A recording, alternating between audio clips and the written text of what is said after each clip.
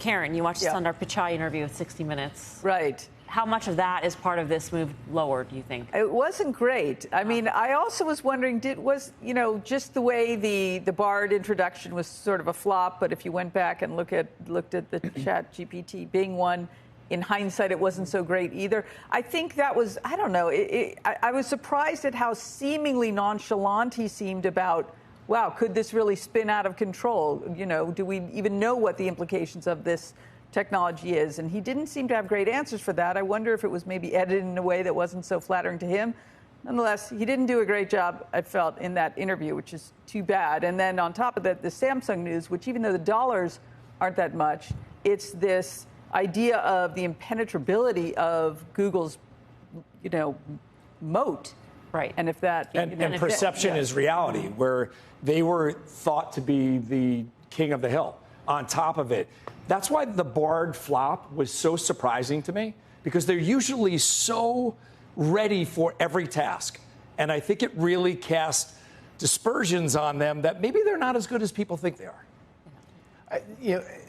So I kind of agree with both of what you're saying. I think about this as Samsung is less than $3 billion in terms of revs for Google. Apple is so if you've now cast some shadow over how impenetrable Google is, Apple's the one you worry about. Apple is north of $20 billion in revenues for them, and despite the fact that their traffic acquisition costs have been going down, and it's been a very good trend for them, especially because of mobile, Apple really controls the shots here, and as they do in so many places, by the way. It's a topic for another show, but I mean, it's one of the reasons why I think Apple gets into anti-monopoly territory, because they are so dominant for so many different people. They can do whatever they want. If they wanted to get into this business themselves, and I don't think they're going to. But Apple, I worry about, even though maybe you don't have to worry about it because Samsung's not that big of a deal right now. Maybe this is more of a Microsoft story. I mean, if Microsoft captures just a tiny increment of the Google search, that goes straight. I mean, that's basically it's just additional revenue, right? Yeah, no,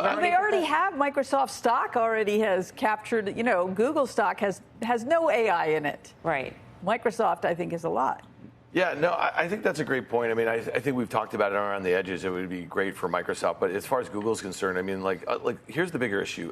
In 2015, they had 79% gross margins. They're expected to have 60% gross margins this year. So you talk about moats, you talk about monopolies. It's already been chipped at for a while now. And so could you see further margin degradation if they start losing pricing power? Because if that is what Steve just mentioned this is all about, now that you have a good, even if you don't think you would even use them, why wouldn't you go and try to make that threat? You know what I mean? And so to me, that's the issue with Google. And I know that, a lot of you guys will say it's really cheap relative to the mega caps. It's expected to grow, double-digit earnings and sales. It's trading about 20 times this year, 17 next.